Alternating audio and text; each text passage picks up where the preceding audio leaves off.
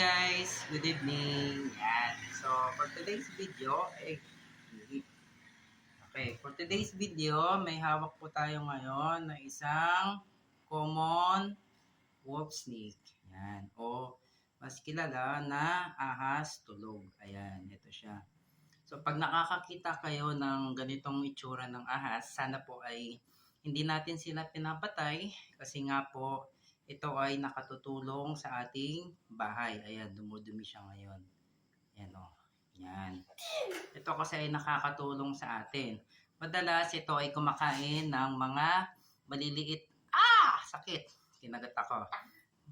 Ito ay kumakain madalas ng mga maliliit na daga. Ayan. So, rodent ang pinapatay na itong ahas na ito. So, ayun. Kinagat niya ako kanina. Ayan, malikot pa siya. So, ito siya. Ayan.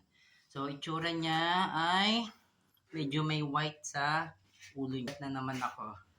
Ayan. So, pag nakagat siya, hindi naman ganong kinagat na naman ako. 3 beses na. So, hindi naman siya ganong masakit na agad. Non-venomous. Pakawalan na natin ang nangagat.